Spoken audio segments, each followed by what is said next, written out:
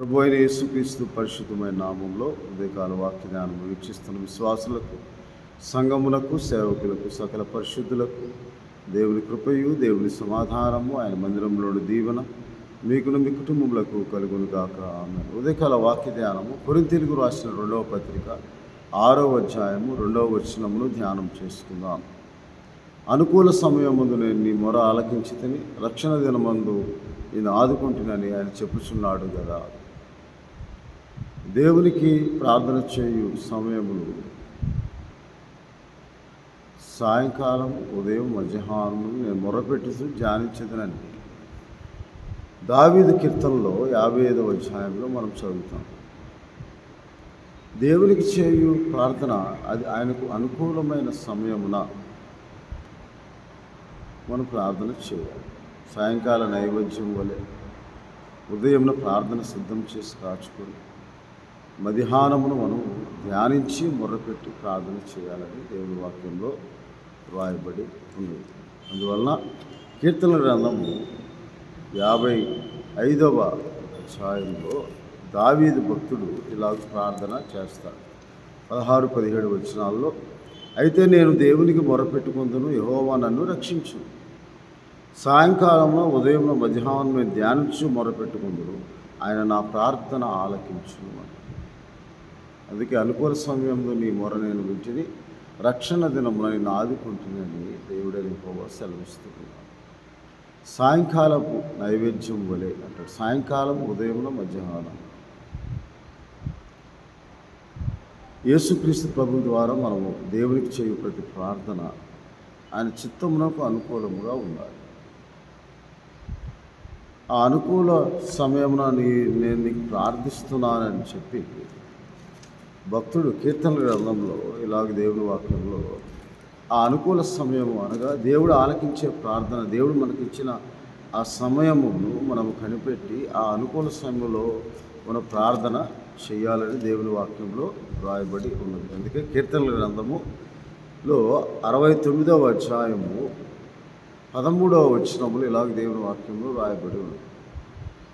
యెహోవా అనుకూల సమయం నేను నిన్ను ప్రార్థించుతున్నాను. దేవా, నీ కృపా బాహుల్యమును బట్టి, నీ రక్షణ సత్యమును బట్టి నాకు ఉత్తరము. అనుకూల సమయము అనగా దేవుని చిత్తమునకు అనుకూలమైనది మన జీవితంలో నెరవేర్చబడటానికి మన ప్రార్థన మొట్టమొదటిగా కీర్తన గ్రంథం 141. అందుకే దావీదు భక్తుడు చేసిన ప్రార్థన సాయంకాలమున, ఉదయమున, మధ్యాహ్నమున అంటాడు. మధ్యాహ్నం 3 గంటలకు యూదుల ఆరాధన ప్రార్థన సమయం. అందుకే అపొస్తలుల కార్యం 3వ అధ్యాయంలో మధ్యాహ్నం 3 గంటల సమయంలో అంటాడు. యేసుక్రీస్తు ప్రభు వారు కూడా సెలవు మీద నా దేవా, నా దేవా అని చెప్పి ప్రార్థించి నా ఆత్మ నీకు అప్పగించున్నానని గొప్ప కేక వేసి ప్రాణం విడిచాను మధ్యాహ్నం 3 గంటల సమయంలో అని ప్రార్థన చేస్తాను.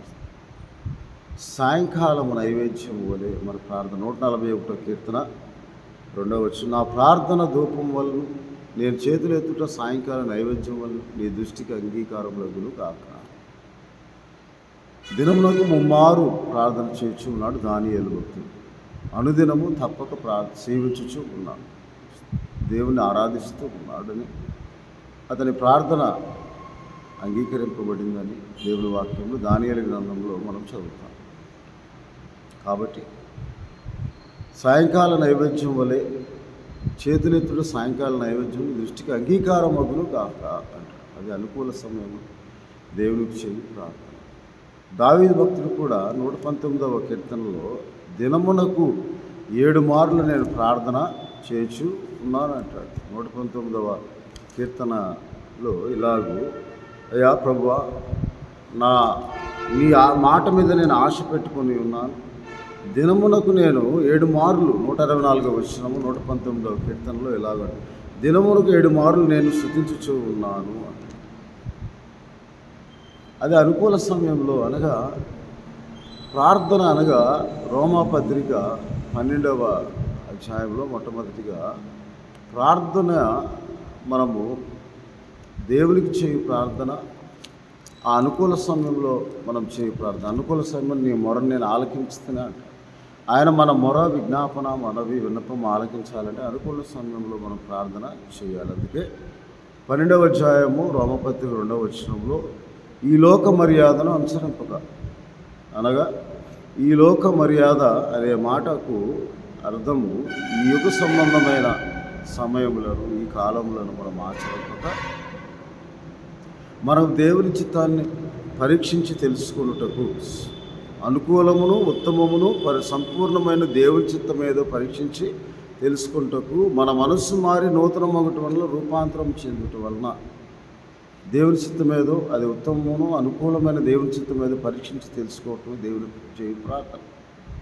మనం ఆయన సంకల్పములు మన జీవితంలో నెరవేర్చబడటానికి, మన ప్రార్థనలు సఫలపరచబడటానికి, మన కోరిక యావత్తు సిద్ధింపచేసి ఆయన మన ప్రార్థనలు సఫలపరచడానికి, అనుకూల సమయంలో ఆయన సహాయం కొరకు మనం ప్రార్థించినప్పుడు, అనుకూల సమయంలో ప్రార్థన చేస్తున్నాను ప్రభువా, నీ చిత్తం ఏమిటో నా జీవితంలో తెలియచేయి ప్రభువా అని ప్రార్థన చేయాలి.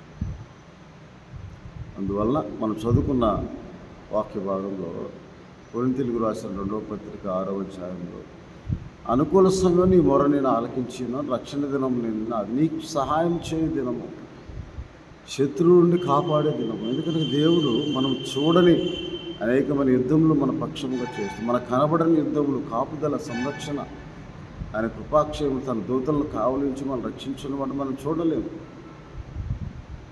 కాబట్టి అన్సీన్ బ్యాటిల్స్ అంటారు. అటువంటి సహాయం ఎన్నో మనం పొందుకుంటూ ఉన్నాం. ప్రతిదినం ప్రయాణంలోను, రాకపోకల్లోనూ, మనం ప్రతి పనుల్లోనూ దేవునికి చేయి ప్రార్థన. అందుకే సాయంకాలంలో, ఉదయం, మధ్యాహ్నంలో, సాయంకాలం నైవేద్యం వల్లే మనం చేతులెత్తి ఆయన దృష్టికి అంగీకారం ఉండాలి. కీర్తనల గ్రంథం 5వ అధ్యాయం ఉదయమున ప్రార్థన సిద్ధం చేసి ఆయన కొరకు కాచుకొని ఉండాలి. ఆ తర్వాత మధ్యాహ్న కాల సమయంలో దేవునికి చేయు ప్రార్థన, ఆయన స్తుతించు ప్రార్థనగా, ఆరాధించు ప్రార్థనగా, కృతజ్ఞతాస్తుతులు స్తోత్రం చెల్లించు విజ్ఞాపనగా మనం చేసినప్పుడు ఆయన మన ప్రార్థన ఆలకిస్తాడు. ప్రతి విషయంలో మనకు సహాయం చేస్తాడు, మనల్ని ఆదుకుంటాడు. అది కీర్తనలు 21వ అధ్యాయంలో ఆయన అంటాడు, సియోన్లో నుండి నిన్ను ఆదుకొను గాక, పరిశుద్ధ స్థలంలో నుండి ఆయన నీకు సహాయం చేయను గాక అంటాడు. కాబట్టి నీ ప్రార్థన సఫలపరచును కాక, ఆ ప్రార్థన దేవుని చిత్తంకు అనుకూలంగా ఉండినప్పుడు, మనం చేయి విజ్ఞాపన ఆయన చిత్తంలోకి అనుకూలంగా ఉండినప్పుడు, ఆయన చిత్తం ఏమిదో పరీక్షించి తెలుసుకుని, నీ చిత్తంలో నా జీవితంలో జరిగించు ప్రభు అని మనం ప్రార్థన చేసినప్పుడు ఆయన చిత్తమే సిద్ధిస్తుంది. నీ చిత్తమే సిద్ధించును గాక. చిత్తగించుము, చూడుము, దయచేయము ప్రభు, మేము మీ ప్రజలమే కదా 64వ యెషయా గ్రంథంలో రాయబడి. అలాగ మనం ప్రార్థన చేసినప్పుడు తప్పక ఆయన మన ప్రార్థన ఆలకించు దేవుడై ఉన్నాడు, మనకు సహాయం చేయ దేవుడై ఉన్నాడు. ఆపత్కాలం ముందు యెహోవా నీకు ఉత్తరం ఇస్తాడు. ఆ ప్రార్థన నీవు చేసినప్పుడు కీర్తనలు 20వ అధ్యాయంలో ఆయన నీ నైవేద్యంలన్నింటినీ నా నైవేద్యము వలె, సాయంకాల నైవేద్యం వలె మన చేతులు ఎత్తు ఆయన దృష్టికి అంగీకారంగా ఉన్నట్లు మన ప్రార్థన దూపం వల్ల ఆయన సన్నిధికి చేరుతుంది. అప్పుడు ఆయన మనల్ని జ్ఞాపకం చేసుకుంటాడు, నీ దహన బలను అంగీకరిస్తాడు, నీ కోరికను సిద్ధింపజేసి నీ ఆలోచన యావత్తు సఫలపరుస్తాడు. ఎలాగంటే పరిశుద్ధ స్థలంలో నుండి ఆయన నీకు సహాయం చేసి నీ ప్రార్థనను సఫలపరుస్తాడు. అందువలన ఎప్పుడైతే మనం అలాగ ప్రార్థన చేస్తామో, దేవుని వాక్యంలో 32వ కీర్తన 6వ వచనంలో, కావున దర్శన కాలమందు భక్తులందరూ వచ్చి నీకు ప్రార్థనని నామమును ప్రార్థన చేస్తారు. ఆయన దర్శన కాలం, ఆ అనుకూల సమయంలో మనం ప్రార్థన చేసినప్పుడు ఆయన మన ప్రార్థన ఆలకించి మన ప్రార్థనకు ప్రత్యుత్తరము ఇచ్చే దేవుడై ఉన్నాడని, నేనున్నానని మనకు ఒక ఆదరణకరమైన సహాయపు మాట, దయగల మాట ఆయన మనకు అనుగ్రహిస్తాడని దేవుని వాక్యంలో రాయబడి ఉంది. నీవు పిలువగా నేనున్నాననే నీకు చెప్తాను అని చెప్పి, నేను చెప్పి ఉన్నాను, దాన్ని నెరవేరుస్తాను. నీవు నన్ను పిలిచినప్పుడు, నీవు నాకు ప్రార్థన చేసినప్పుడు నీ మాటను, నీ ప్రార్థన ఆలకించి నేనున్నాను, భయపడకము, దిగులు పడకమని సహాయం దేవుడు నీకు అనుగ్రహించినకు ఆయన ఎల్లప్పుడూ సిద్ధంగా ఉండు దేవుడై ఉన్నాడని యెషయా గ్రంథంలో రాయబడి ఉన్నది. కాబట్టి అటువంటి ప్రార్థన మనం చేసినప్పుడు నిశ్చయముగా దేవుడు మనల్ని జ్ఞాపకం చేసుకొని మనకు సమాధానము అనుగ్రహిస్తాడు. భయపడకము, దిగులు పడకము, నీకు తోడై ఉన్నానన్న ఆదరణ, నా చిత్తము నీ జీవితంలో నెరవేర్చడానికి నేను ఎల్లప్పుడూ సిద్ధముగా ఉన్నానన్న మాట దేవుడు మనకు అనుగ్రహిస్తాడు. కాబట్టి మనము ఆయనకు చేయు ప్రార్థన ఆయన దృష్టికి అంగీకారం. నా నోటి మాటలు, నా హృదయ ధ్యానం, అందుకే నేను హృదయంలో ధ్యానించు మొరపెట్టుకుందునని మనం చదువుకున్న కీర్తన గ్రంథం 55వ అధ్యాయంలో దేవుని వాక్యంలో రాయబడి, అప్పుడు నీవు పిలువగా నేనున్నానని దేవుడని యెహోవా మనకు సెలవిస్తాడని. అలాగే భయపడద్దు అంటాడు ఆయన యాయీరుతో. ఇతరులు అంతా ఇక నీ పని అయిపోయింది, ఇక నువ్వెందుకు ఆయన్ని బాధపడతావు, ఇంకెందుకు ప్రార్థన చేస్తావు, ఇంకెందుకు ఆయన వెంబడిస్తావు అన్న శోధనలు కూడా మనకు వస్తూ ఉంటాయి. కానీ ఆయన తగిన కాలంలో ఆయనకు తెలుసు ఎప్పుడు ఎవరి జీవితంలో ఏ కార్యం జరిగించాలో, ఎవరు మరియు ఎప్పుడు ఆలకించాలో. మన విశ్వాసాలను పరీక్షించి, పరిశీలించి, పరిశోధించి ఆయన మనకు తనకు అనుకూలమైన దానిని ఆయన అనుగ్రహిస్తాడు. హృదయానందమును మనకు అనుగ్రహిస్తాడు. ఆ హృదయానందము దేవుని చిత్త ప్రకారమైనదై ఆయన వాక్యమును నమ్ముకుంటు ద్వారా ఆయన వాక్యం మీద ఆధారపడి మనం చేయు ప్రార్థన, అది ఆయన దృష్టికి అంగీకారంగా ఉంటుంది. మన మాటను ఆలకిస్తాడులే దేవుడు, తప్పక నాకు ఎన్నో సహాయాలు చేసినా నా నిరీక్షణ కూడా ఉంటుంది. కానీ మనం ఎప్పుడు ఆయన నామందు ఆయన నామమును ఆశ్రయించి ఆయన మాటను మనము ఆలకించి ఆ మాటను ఆధారము చేసుకొని ఆయన సన్నిధికి సమీపించి మనం ప్రార్థన చేసినప్పుడు దేవుడు నేనున్నాను, నీకు సహాయం చేయవాడు నేనే. రక్షణ దినం నిన్ను ఆదుకుంటా, నీకు ఎప్పుడు సహాయం కావాలో. అందుకే శ్రమ నొందిన తన జనులందు యెహోవా జాలిపడి ఉన్నాడని 49 యెషయా గ్రంథంలో 13వ వచనంలో రాయబడి ఉంది. అందువలన ఆయన ఆదరించు దేవుడు, ఓదార్చు దేవుడు అని దేవుని వాక్యంలో రాయబడి ఉంది. కానీ దేవుని పిలుపును మనము దేవుని మాటను గ్రహించేవారముగా ఉన్నప్పుడు దేవుడు మనకు తన వాక్కును పంపుతాడు, దాన్ని వాగ్దానముగా నెరవేరుస్తాడు, ప్రమాణముగా స్థిరపరుస్తాడు. అందుకే నేను పంపిన నా నోటి నుండి వచ్చిన అలాగూ నిష్ఫలముగా అది నా యొద్దకు మరలక నాకు అనుకూలమైన దాన్ని నెరవేర్చి నేను పంపిన కార్యం మనం ఎప్పుడైతే దేవుని వాక్యం ఆధారం చేసుకొని మొరపెడతాము, ప్రార్థన చేస్తాము, ఆయన తన పెదవుల నుండి వచనము నిష్ఫలముగా ఆయన యొద్దకు మరలక అది అనుకూలమైన దాన్ని మన జీవితంలో నెరవేర్చి ఆయన పంపిన కార్యమును ఆయన సఫలము చేస్తాడు. అదే మన ప్రార్థన సఫలం చేస్తాడు. అందుకే యెషయా గ్రంథం 58వ అధ్యాయం 9వ వచనం, అప్పుడు నీవు పిలవగా యెహోవా ఉత్తరమిచ్చును, నీవు మొరపెట్టగా ఆయన నేనున్నాను అని చెప్తాడు. కాబట్టి మనం చేయి ప్రార్థన సాయంకాల నైవేద్యం, ఉదయం 5వ కీర్తనలో అంటాడు, నా ధ్యానం మీద లక్ష్యం ఉంటు ప్రభువా, నా అర్థధ్వనిని ఆలకించు, ఉదయమున సిద్ధము చేసి నా ప్రార్థనతో నిన్ను ఎదుర్కోవాలని నేను కాచుకున్నాను. 88వ కీర్తన 13వ వచనంలో కూడా ఉదయమున నా ప్రార్థనతో నిన్ను ఎదుర్కొంటాను, సాయంకాలమున నైవేద్యములన్నీ నీ దృష్టికి అంగీకారము ప్రార్థన చేస్తాను, మధ్యాహ్నమున ఆయన స్తుతించేవారుగా మొరపెట్టేవారు జ్ఞాపన చేయవారు.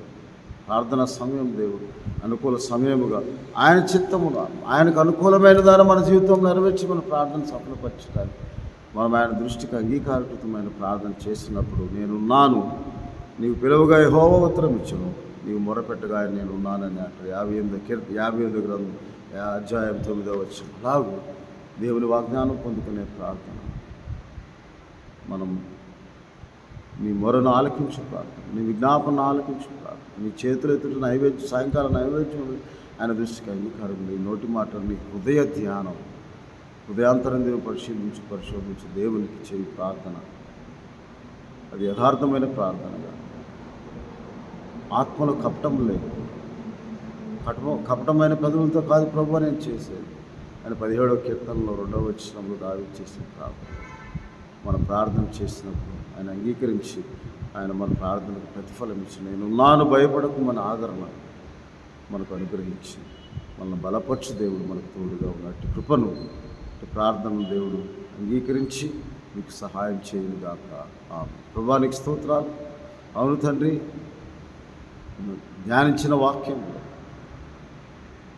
ప్రభా మేము మొరపెట్టినప్పుడు ఆలకించు దేవుడు, మా విన్నపములు అంగీకరించు దేవుడు, మా విజ్ఞాపనలను ప్రభా ఆలకించు దేవుడు అని మీకు స్తోత్రాలు చెల్లిస్తాం. మా ధ్యానం మీ దృష్టికి అంగీకారం ఉన్నట్లు సహాయం చేయండి. భక్తి గల వారందరూ మీ అనుకూల సమయంలో మీ దగ్గరికి వచ్చి మీ నామం ప్రార్థన చేసినప్పుడు ఆలకించి సహాయం చేయ దేవుడు.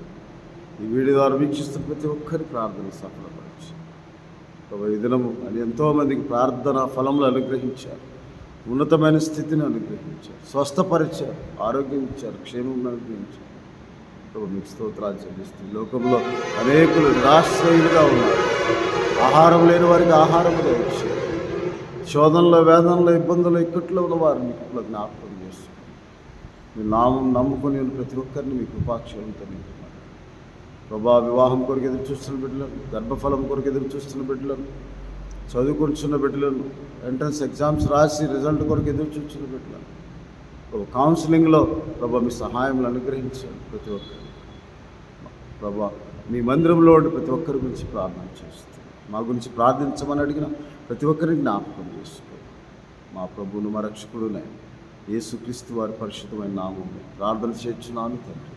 తండ్రి అయిన దేవుని ప్రేమ, ప్రభువును రక్షకుడైన యేసుక్రీస్తు వారి కృప, పరిశుద్ధాత్మనిచ్చే ఆదరణ సంపాదన ఇది మొదలుకొని నిరంతరం మీకును మీ కుటుంబములకు దేవుడు తోడై ఉండి ఆయన సన్నిధిలో నుండి దీవెనలో ఆశీర్వాదం అనుగ్రహించునుగాక.